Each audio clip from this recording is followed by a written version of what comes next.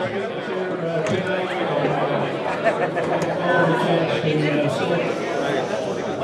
name is Morris. Friends call me Maury. I'm the president of the local Jefferson Jackson Club. I'd like to welcome everybody to a third annual Penny Severns Integrity Award. We're proud and pleased to present this banquet here tonight. About 16 years ago, I was just elected chairman of the Macon County Democrat Committee, and a group came to me wanting to know if we'd be interested in forming a club to help with the party. And at that time, I said, sounds good to me. So Howard Bowie, Roy Susowitz, Tim Donovan,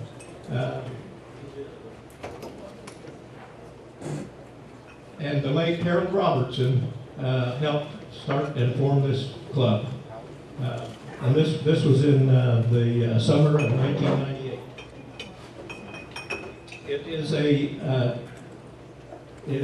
I get myself wanting to talk to this. It's a non-profit club, corporation, licensed with the state of Illinois, and we have certain stipulations and things that we have in our charter to work with. At some point, our attorneys, and we had several attorneys as members of the club, told us that we couldn't give money to political organizations or political parties. That's what our charter read, and I thought that was one of the reasons we were trying to form this club. But so we had to abide by those rules, so we didn't go to jail like some other politicians have had in the past. So we were real diligent in following those rules. Over the years, we have sponsored various events in the county in support of the Democrat Party, and we have enjoyed a lot of success as a club, and worked hard to help elect some of our candidates. About 6 years ago, the party needed some money, and you know they always do. Everybody in politics is always looking for some support. So instead of, since we couldn't donate as a club, we decided to, all the members, instead of paying their dues, their annual dues, they just wrote checks out to the Macon County Central Committee. And I gathered those checks up from all of our members and presented them to, Jim was chairman at that time, and presented those to him, and it was a nice sum, and they thoroughly appreciated it. So that's just one of the things and some of the things that we have helped with over the years. About 4 years ago, we were trying to think of something that we could do to support the party and still operate within the guidelines that our charter specified. And at one of our meetings, it was discussed to have some kind of an annual event. And born from that study or that meeting that night and the talk and discussion, we came up with this event tonight, the Penny Severns Integrity Award, and we're very happy to participate in that. After we had made that decision to give that award, we went to the chairman, which was Jim Underwood, discussed it with him, told him that the club would pick up the expenses of the building, food, beverages, and that kind of thing, and the party would take care of invitations and their contacts to get a crowd here, and we got a nice crowd tonight. We appreciate that. But that's kind of where this came from. We would both have input on who was chosen as the recipient of that award, and that's the way we've been going at this operation. The first year that we had this event, we were all a little skeptical and worried that hopefully that it would come off well, and we didn't want to be embarrassed to have it in this building, and this is the building we had it in, and a handful of people showed up. But with the help of the Severns family, Glenn Pritchard, and many of us respect Glenn Pritchard.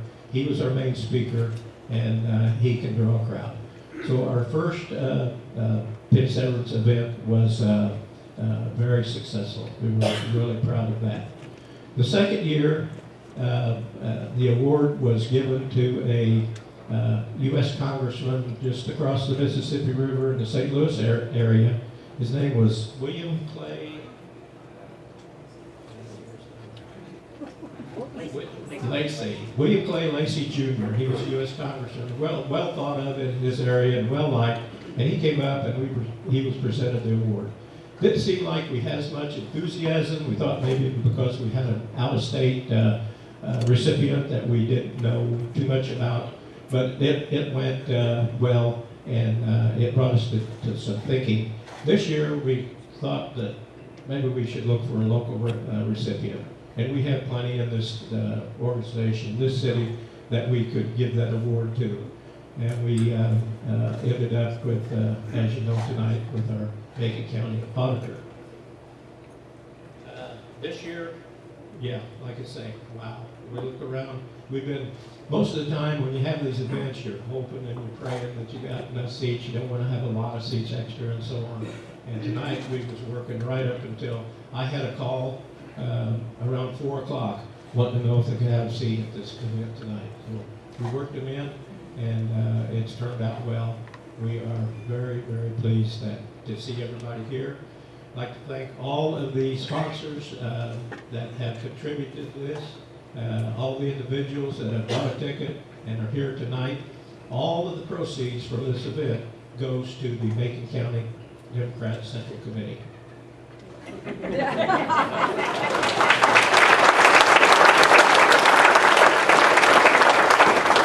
I apologize for the crowded conditions. I hope everybody got a seat and can be seated, and you're comfortable enough to enjoy our program. And with that, I'd like to turn it over to Jim Underwood, our county chairman.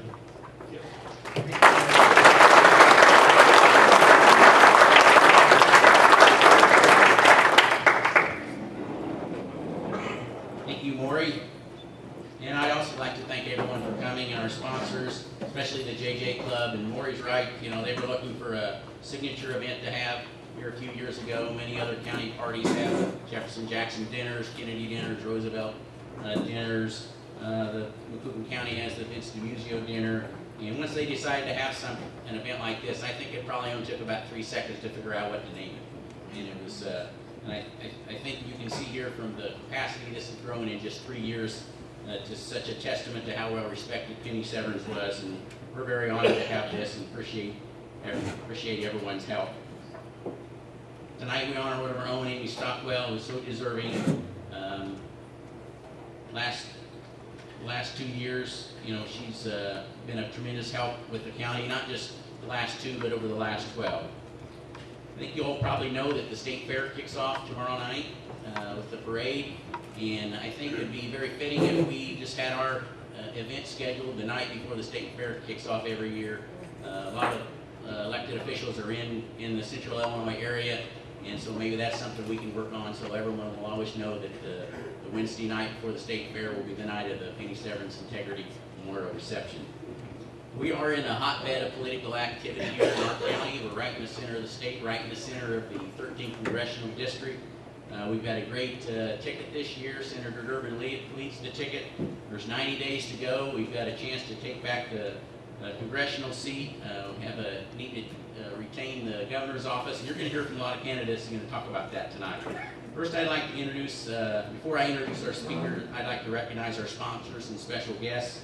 Of course, the JJ Club, Maury, Howard, Roy, that have helped us for the last several years.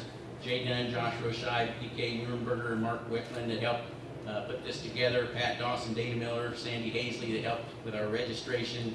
Our sponsors, ADM, great supporters of ours, the AFL-CIO, and unions are so important to the Macon County Democratic Central Committee. They're our largest supporters. We have many of the trades here this evening, the Decatur Trades and Labor, the pipe fitters, the IBEW, the laborers, the carpenters, the operators, SEIU, UTU, UAW, all here to support us, and we can't do it without them. Long Creek Democrats are here.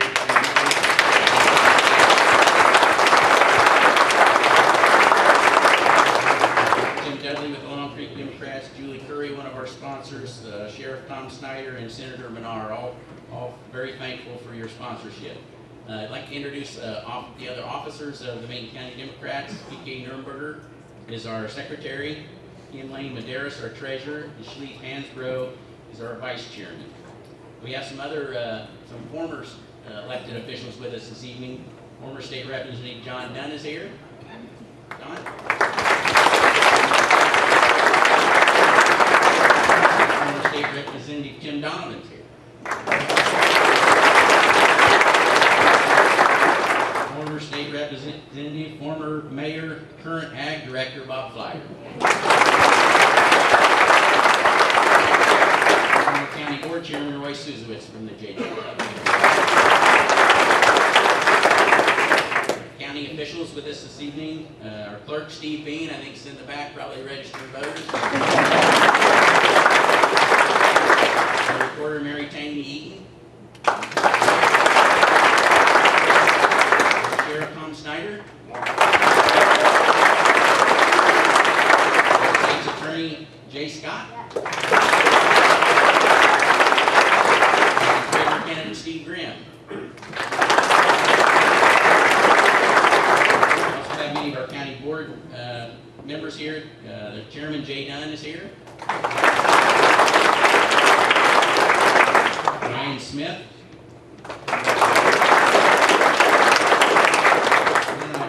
Need to be clapped. Jerry Potts, Tim Dudley, Pat Dawson, Gary Minnick, Kevin Meacham, all here with us, and our candidate Marcia Phillips, who we're going to take another seat back with her. Great race. We have two other county chairmen with us this evening. Shelby County Chairman Steve Fisher is here. Steve, thank you. Wake County Chairman Terry Redmond to the north. Many of our precinct committeemen are here, and I'd like to give a round of applause. They're the ones that go out and beat the streets every election year, and we appreciate everything they do. We also have resident Macon County Circuit Judge candidate R.C. Bollinger with us. Our school board members Fred Spanos and Alita Graham. Decatur Township officials couldn't be here because they're having a meeting this evening, and they may show up here in a little bit. I'd also like to recognize Bill Houlihan from Senator Durbin's Senator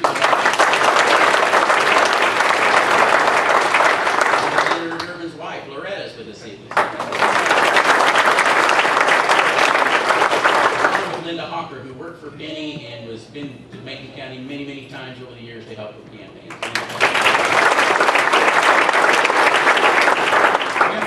Campaign staffers. Could you just raise your hand if you're a staffer that are here supporting your candidates? These are the people that put the field work together all up through the election. So I just want to have a shout out to these campaign staffers for helping out.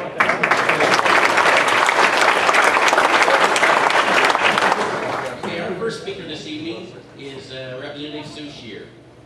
And Sue's a lifetime resident of Decatur. She attended St. James Grade School, graduated from St. Teresa.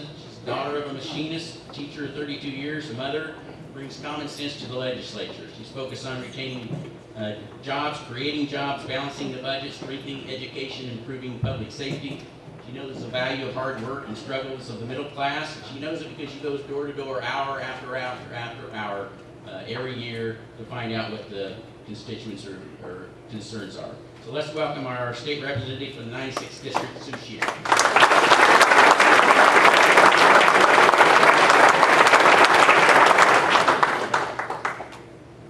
Thank you, Jim.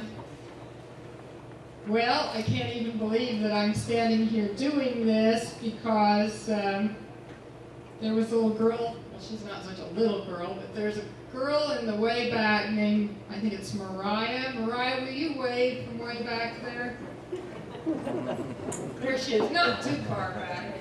So Mariah is going to school and she wants to be a teacher, and I said, well, Mariah, you better take notes, because I did the same thing, and here I am now, and I'm not teaching school anymore. And so I said, you never know, you may be a state representative someday.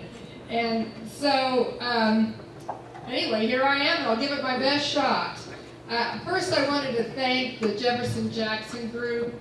They have been there for me from the very beginning, as have everybody in this room. So, you know, this is a really nice thing for me to be here, because it's, as John Dunn would tell me, Sue, it's friendly fire, just sit back and have a good time. So that made me feel better right when I walked in the door. Amy Stockwell, we are so proud of you. And Amy's one of the first people I met when I decided to throw my name in the hat, and I kind of watched how she maneuvered through this, being a woman in government. And so you don't know this, but I learned a lot about what I do by observing what you did. And the first part is being brave and just saying, well, it doesn't matter if I'm a boy or a girl, I'm going to just sit there and do my best.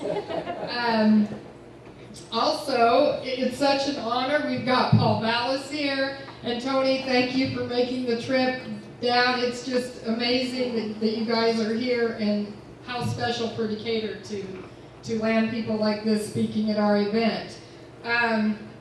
For everybody in the audience, though, you're the ones that I remember every day when I'm out working and feel sometimes like I'm just tired and I just can't do this anymore, and I think, no, our people need people, not just me, but people like me who just believe in the values of the middle class of America. And I got to tell you a little story. My daughter is an attorney now, and you know, she's seen some Republicans, I'll admit, and she says, Mom, I got to tell you, I went to the grocery store today, and there was a lady there, and her daughter got, they were putting their breakfast foods in the grocery cart, and the daughter said to the mom, oh, Mommy, we get to eat breakfast this week. And my daughter says, Mom, that's why I'm a Democrat, and I'll never change, right there. And I said,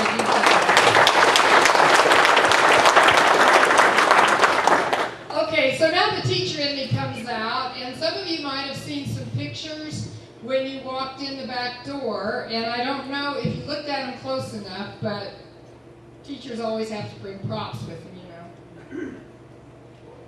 So, Mariah, this was that little secret that I told you to be watching for. Believe it or not, there are some pictures up here. I can't read the writing in all of them, but this one is from 1989. And this is a picture of my class visiting the Capitol with who can you guess? Who do you think's in the picture? Penny Severns. And I still remember what she said in this picture. She said, well, Sue, you might have to put an arrow or something, because I'm so short that I'll blend right in. And at that time, I taught 5th grade. She says, they'll never be able to figure out who's in the picture. So I haven't put a bullnose on her head, but I sort of feel like I should. And I see that the styles in 1989 were to wear things that it looked like you were in jail. So I'm the person with the striped shirt that looks like I'm, coming out of jail. But that must have been the fashion of the day. And there's our little bus driver. And oh my gosh, April, you could be in these pictures. Jim's wife, I taught her to, of course, and she could be in one of these pictures. So we'll have to check on that. Anyway, so here's one of them, and this is in the rotunda. And when we're at session, the photographer always says, oh, you want to stand right there by that railing with the big Native American picture in the back that takes the best pictures in the Capitol. And it's funny, but I look back in 89, that's before they redid the Capitol, but there's the same thing in the background. You can look for April while you're sitting. Okay, so here's another one. And now these two are very special to me because this is a different year, but the year isn't marked. You can pick Penny out in the crowd. I know you guys can't see that way back there, but maybe you saw them, I hope, when you came in the room. But if you do come by my office, you can see them. First thing that I hung on my wall when I started this job were these 3 pictures. And she's just standing here talking to the whole group of kids. But you'll notice she's not inside, she's outside. And so that leads me to this picture. This is my last one, I promise. So here we are and were outside the Capitol. What's so significant about that I understand now and I didn't understand then?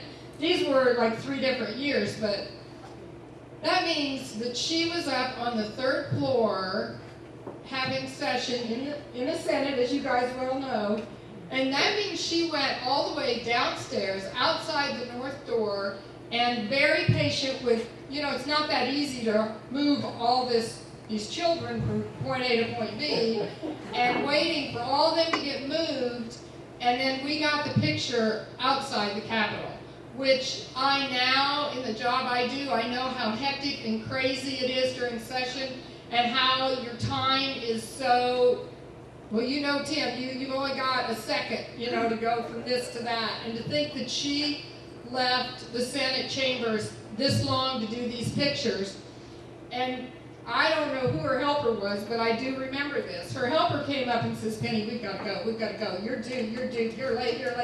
And I'll never forget this. She said, these kids traveled all the way over here from Decatur, and I'm going to give them their time just like anyone else, because they're important to me. And I sat there and I just thought, at the time, I thought, these kids can't vote, they're only 10 years old. But she cared enough and knew everybody was important enough that she took her time to go clear downstairs for that picture. And I remember it, and that was from probably 25 years ago, and it's something I'll never forget. And did I ever even dream that I would do her job? I remember sometimes thinking, I looked up to her so much, and I just thought, I was just crestfallen when she passed away. And I thought, oh my God, what's going to happen to our town now? But I never dreamt that I would do similar to the job that she does. So it's very humbling. I try to do my best when I think of that. Anyway, I have, and this is kind of funny, but it also is just like the most humbling thing. Oftentimes, when I go to doors, there's a little lady, Charlotte Bentley. She sends me $10 every month, bless her heart. She did just pass away. But she said, she just hugged me and said, oh, Sue, you're just a taller version of Penny Severns. And you know what? I hear that a lot, and when people say that, I'm like, oh my God, do you know what you're saying? Those are some big shoes to fill. So I think of that sometimes when I try to make decisions, and I think, well, what would Penny want to do if it was her? And then when I drive back and forth to session, or I represent Springfield too, so I'm on the road a lot, and I drive down that highway. I remember Julie Curry mentioning this, at the Penny Severns Memorial Highway, and I see that, and I just think, wow, she made a difference. And she paved the road for many of us. I'm looking around and I'm seeing women in government, and I'm thinking, it's hard enough now, but I cannot even imagine back, this was 25 years ago. That was really something to be a woman in the legislature, and she really showed us the way. So I won't take any more time. Someone at the door the other day said, you know what, you were elected to represent, to serve, and to inform, and I feel like you do that, Sue. And so that's what I'm here for. I'm here to represent all of us and to inform all of us of what's going on, but most importantly, I'm here to serve. And thank you for giving me that opportunity.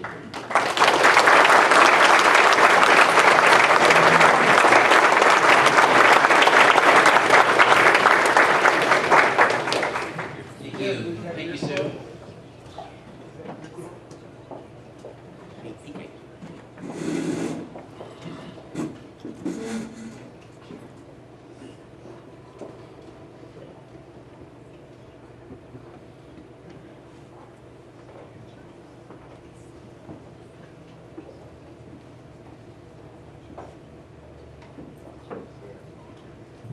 Okay, our next speaker, born and raised in Macoupin County, State Senator Andy Menard and his wife Trista are now raising their 3 children just 3 blocks from where Andy grew up in Bunker Hill.